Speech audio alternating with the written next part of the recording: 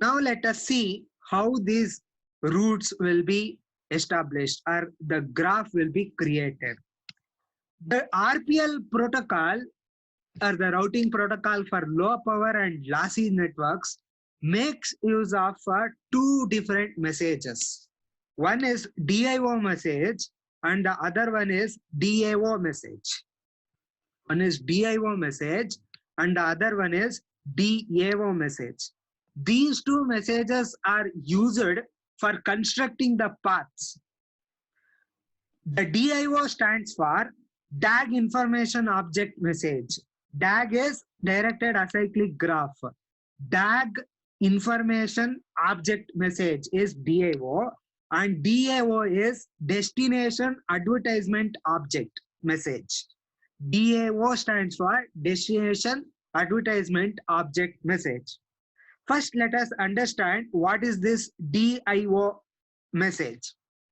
See, every node, if you see here, every node constructs a path towards the destination by using a message called as DIO message. DIO message is used for upward transmissions.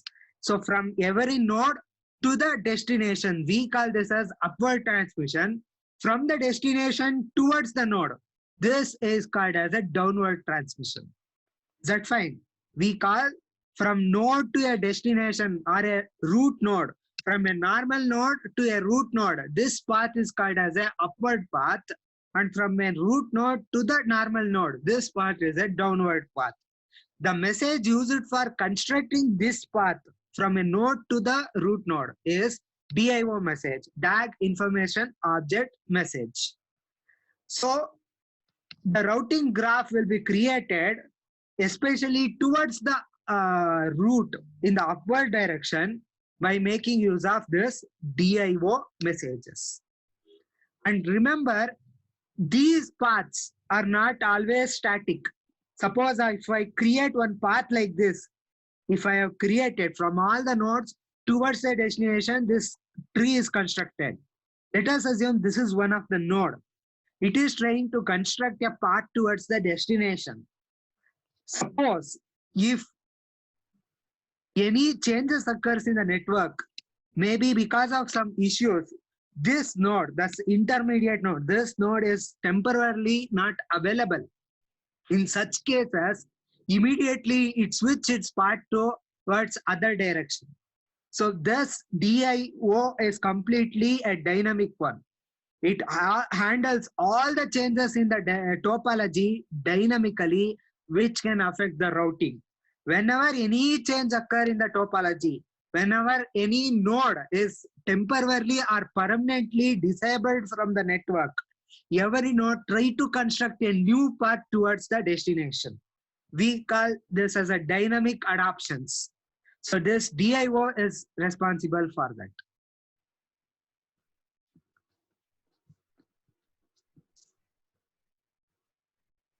The DIO message,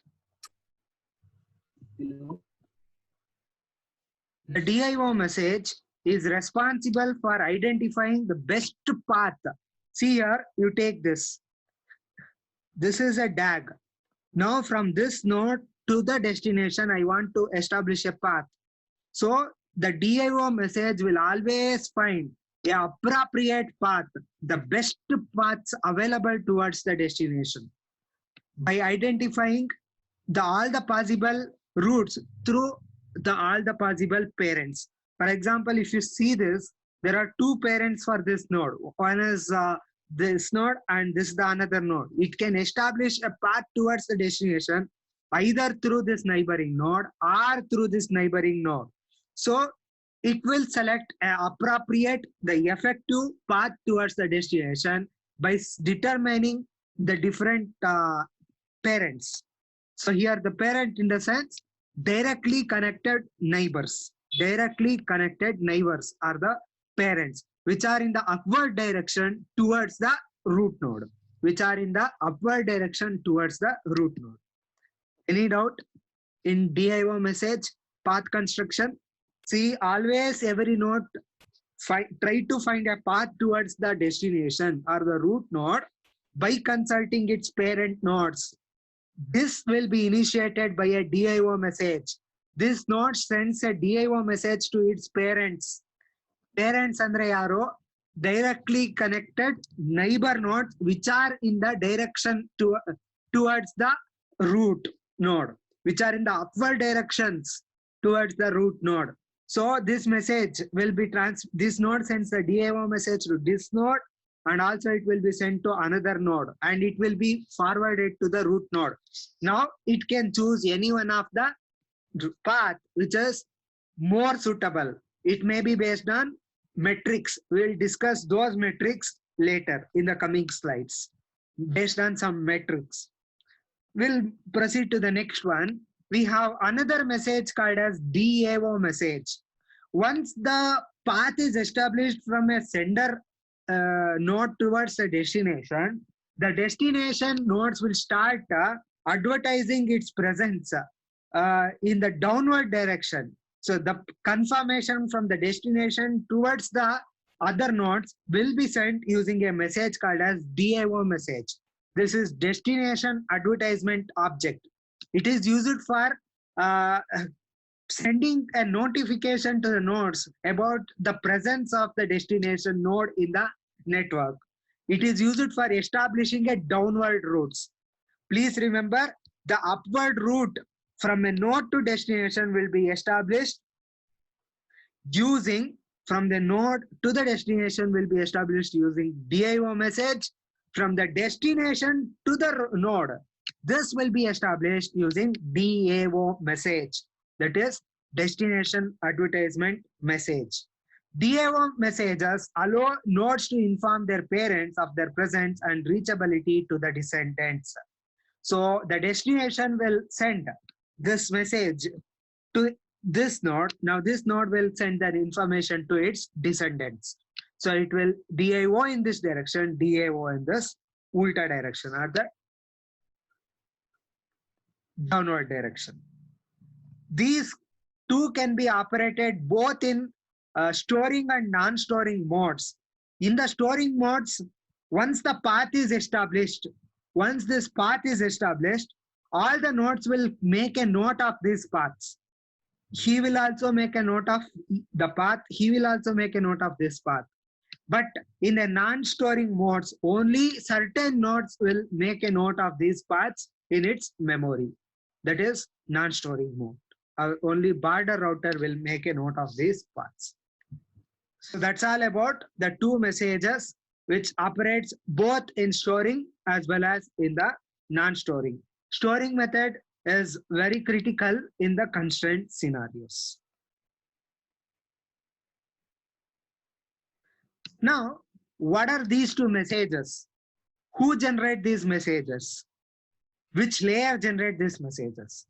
Both DIO and DAO messages are generated in the network layer, and this runs over the IPv6. So these messages are also carried by the IP protocol only, that is IP version 6 protocol, not the IP version 4. These messages are carried by the IP version 6 protocol. So even for these messages, the headers will be added. Those headers are IPv6 headers. These messages will be added and it will be sent.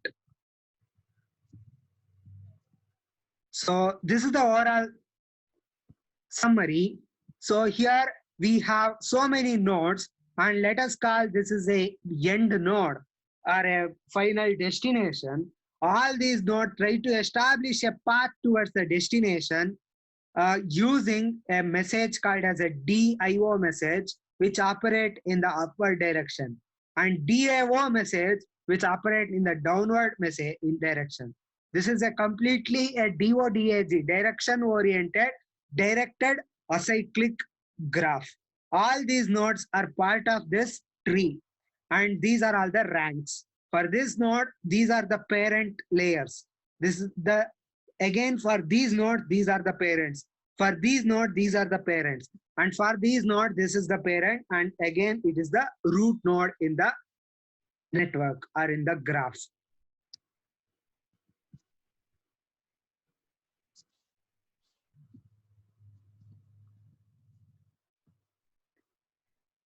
The RPL has something called as objective function, and it defines the metrics that are used for selecting the routes. As I told in the previous slide, these routes, the routes are calculated based on some metrics.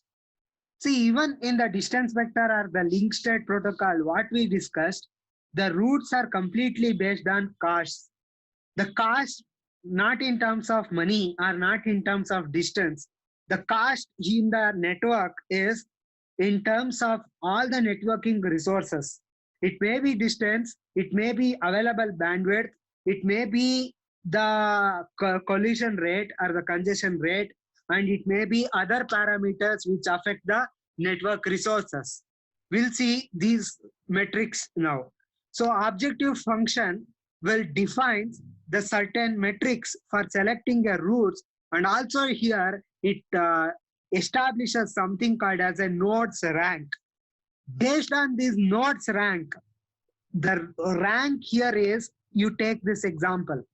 Here, this node may be connected to n number of nodes.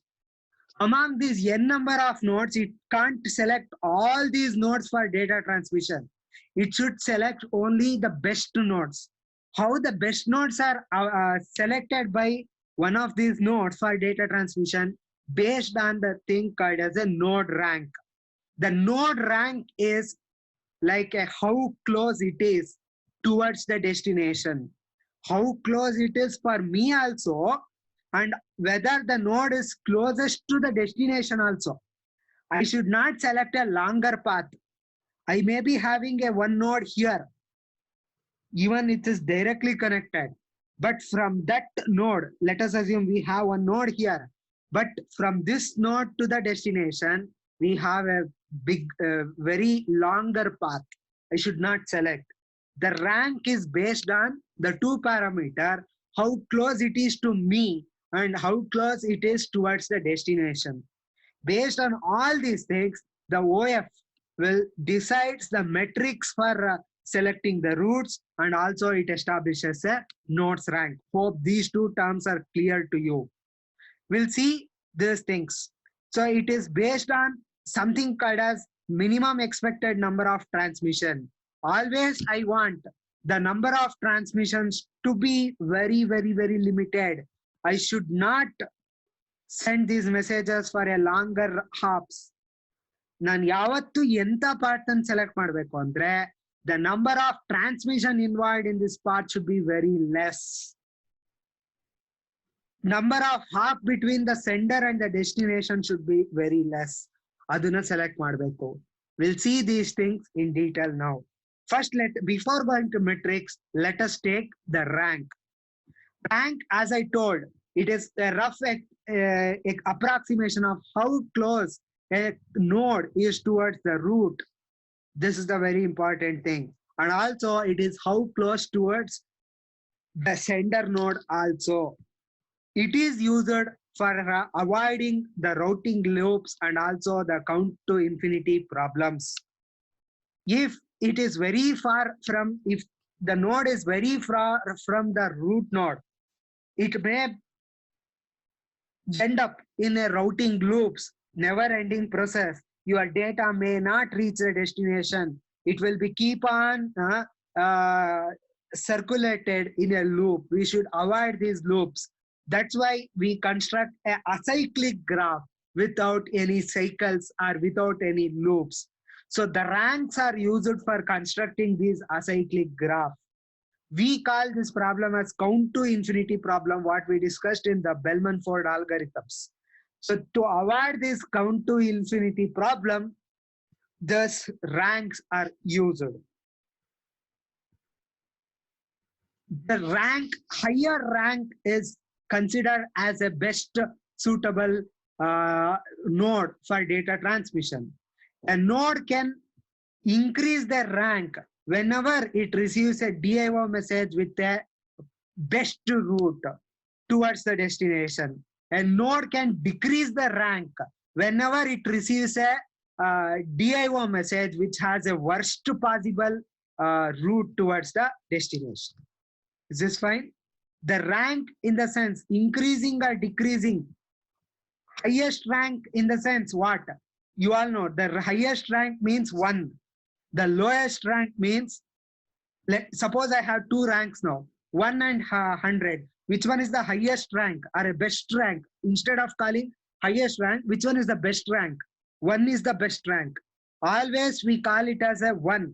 We can increase the rank means, suppose initially if you have a 5, if you receive a DIO message which has a worst route towards the destination, that is a very longer path, then your rank will be increased from 5 to the 10. If you receive a DIO message with the best route towards the destination with a low cost, then the rank will be decreased. Decreased in the sense it becomes best. That means it will become 1 or 2 like that from the 5. We call this as ranks.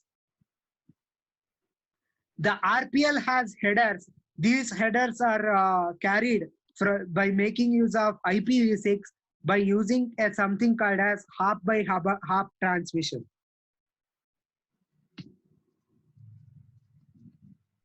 Now we'll see the matrices. Before